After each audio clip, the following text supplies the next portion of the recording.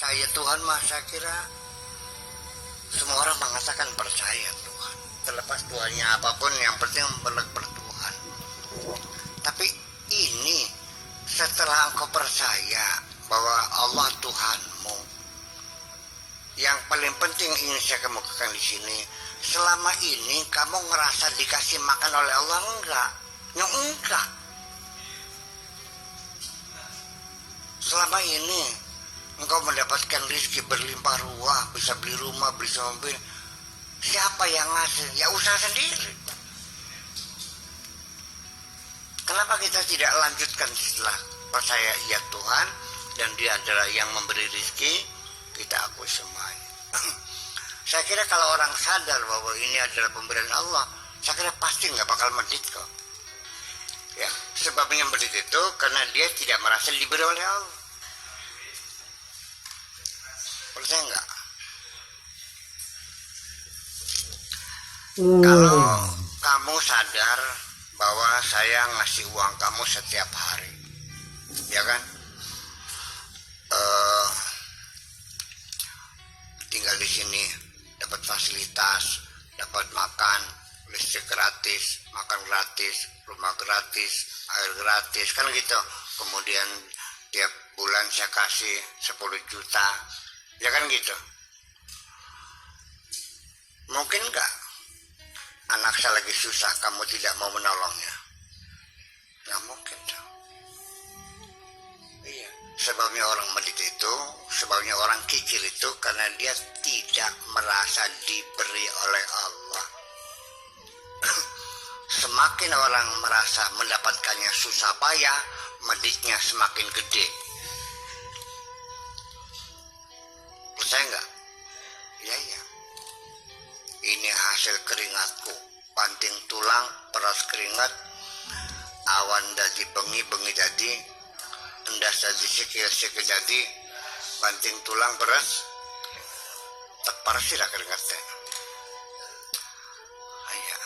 Itu kan kalimat-kalimat pengingkaran. Ya kenapa demikian? Ya karena selama ini Anda tidak pernah melihat tangan Allah menjulur ngasih duit. Yang kamu lihat adalah mega jadi beku, turun jadi hujan, lalu tumbuh. Ya kan, pohonnya, mangganya tumbuh, keluar buah, padinya tumbuh, matahari memancarkan sinarnya, memberi energi, angin berhembus. Itu semuanya tidak pernah kamu syukuri dan tidak merasa sebagai pemberian Allah.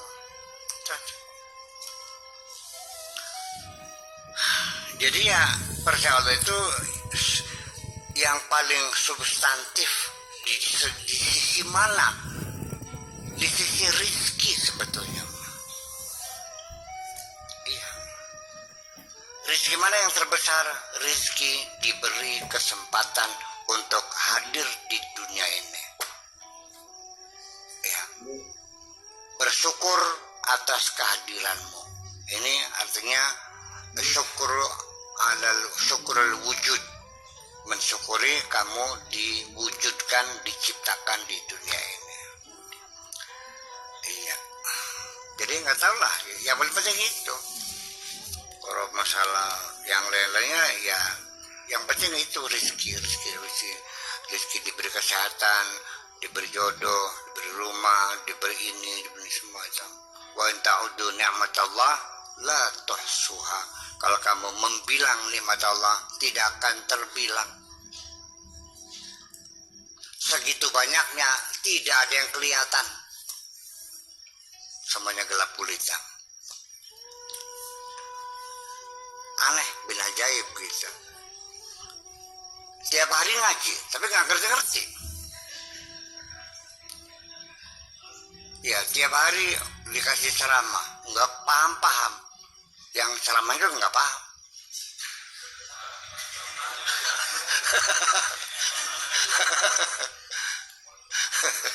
Gimana? Iya. Jadi itulah sebabnya karena orang tidak paham menjelaskan sesuatu yang tidak paham itu.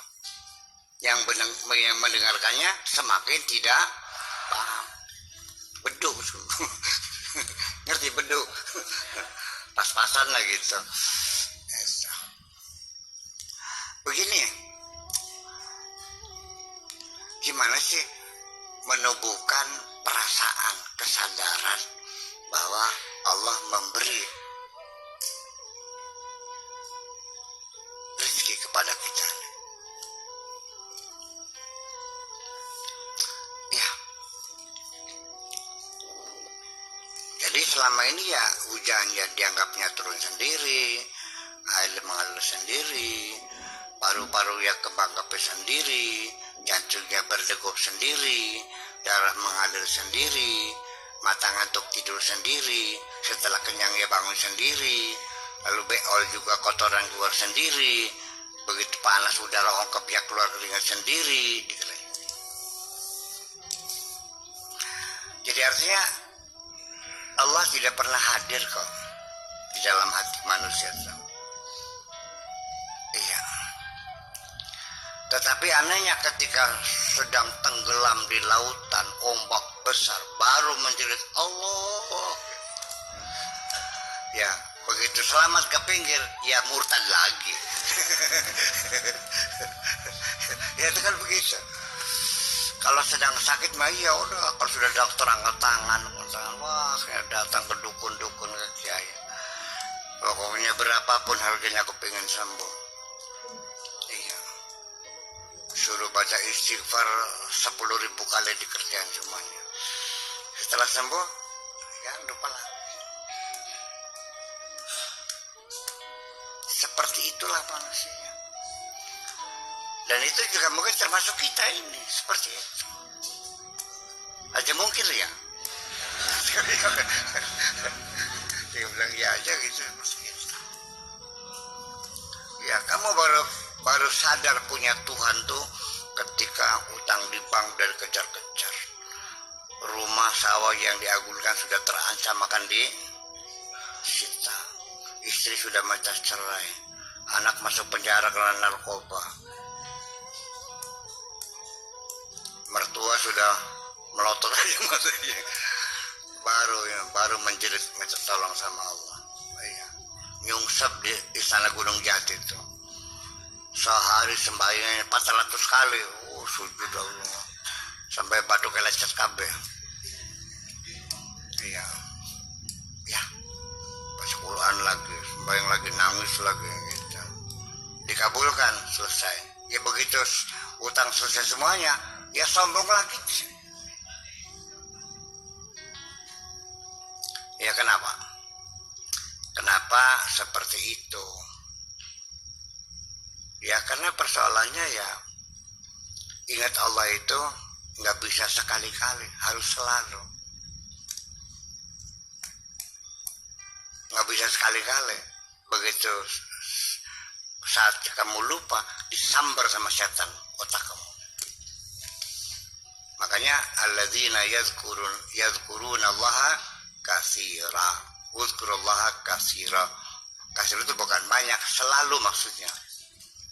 Kalau banyak kan berapa kali? Ya, katsira bukan banyak, tapi selalu ingat gitu. Kita mencoba minum, baca bismillah enggak?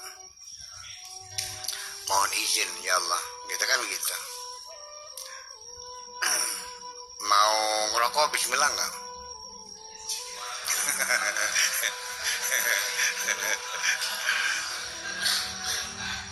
Udah sama, ini kan kenikmatan. Bismillahirrahmanirrahim kan gitu. Mencium istri juga. Oke. Nikmat enggak? Baca bismillah enggak? Enggak kan? Ya itulah masalah. Jadi semua kenikmatan yang kau rasakan di dunia ini tidak pernah kamu evaluasi. Iya. Tidak pernah kamu apresiasi yang sebenarnya. Ya. Makanya Allah memberikan penyakit-penyakit, ujian-ujian itu untuk mengingatkan kamu. Daripada kamu diingatkan Allah dengan penyakit-penyakit, masih mending kamu aja yang ingat terus. Paham maksud? Daripada kamu dipaksa suruh ingat, baca ingat, otomatis selalu ingat saja. Kalau engkau selalu ingat, maka nggak perlu diingatkan. Paham nih? Catat. Kalau engkau selalu ingat, maka Allah tidak perlu memperingatkan kamu kan.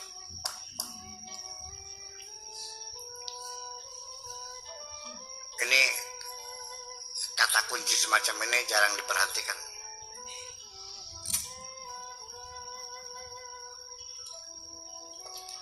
Karena kelihatannya sangat mudah. Kelihatannya sangat mudah. Seperti wa ma ubari'u nafsi inna nafsal ammaratun bisu illa ma rahima rabbi.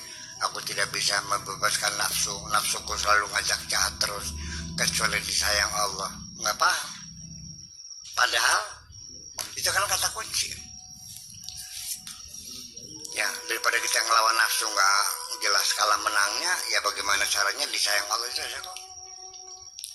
Ya kalau kita disayang Allah kan pasti nanti suatu ketika nafsu itu kan volumenya diturunin.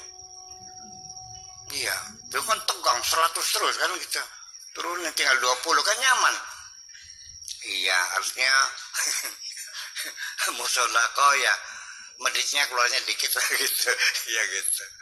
Iya. Kalau bangun malam, salat malam ya ngantuknya nggak terlalu berat lah. Iya, kita ada semangat kan gitu. Ya. Nah ini yang menjadi persoalan bagi saya. Sebetulnya mah ketika engkau mensyukuri nikmat Allah, kenikmatan itu ditingkatkan oleh Allah.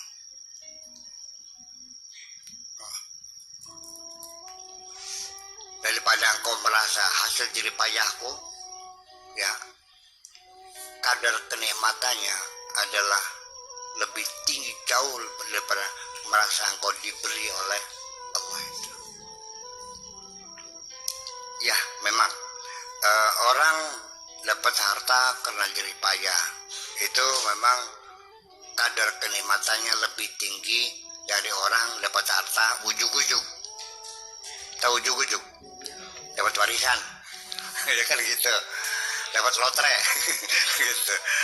Itu pasti orang yang mendapatkan uang setelah bekerja keras akan lebih banyak menikmatinya. Ada rasa bangga, rasa senang kan gitu daripada dengan mudah. Nah, lebih tinggi lagi ketika engkau merasakan diberi oleh Allah. Kenapa demikian? Karena bersyukur pada Allah ini artinya kita evaluasi, apresiasi, membangun kesadaran total akan kebaikan-kebaikan Allah itu. Sehingga di tengah kita sedang bersyukur, itulah puncak kebahagiaan sesungguhnya adalah pada saat kita bersyukur.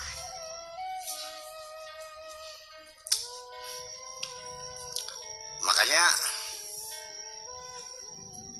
kesadaran kita untuk membangun kesadaran kita mendapat nikmat dari Allah itu jangan fluktuatif ya, stabil gitu. Fama binikmati rabbika fahadis, selalu diambang sadar, selalu di ruang di akal al-aqlul wa'i ya, akal sadar kita selalu menyadari kita mendapat nikmat Allah. Begini,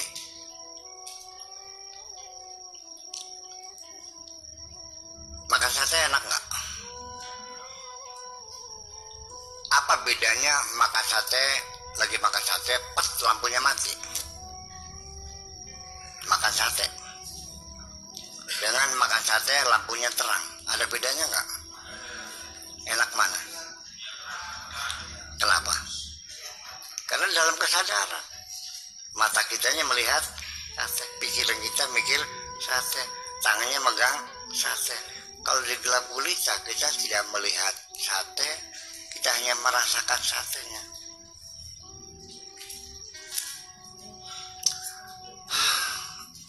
Itu satu. Kemudian kesadaran, stabilitas rasa syukur kita.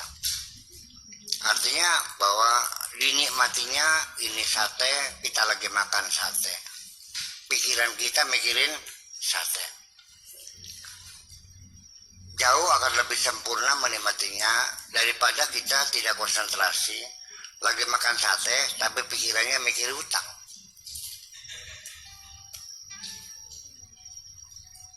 Lagi makan sate tapi lagi mikirin istri, lagi purik, lagi pundung.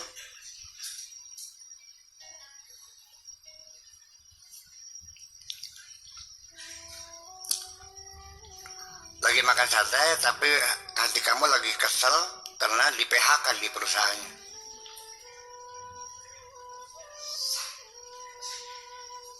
Hilang kenikmatan makan sate ketika kondisi psikologis kamu lagi dalam keadaan kecewa di PHK. Anda tidak akan merasakan nikmatnya sate ketika pikiran Anda mikirin utang. Betul nggak? Sudah, itu satu sisi.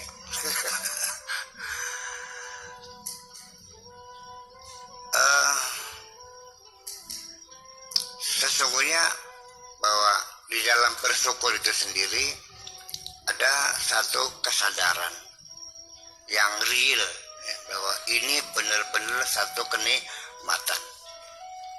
Karena kalau kita tidak menyadarinya atau juga tidak tersugesti oleh pikiran kita sendiri,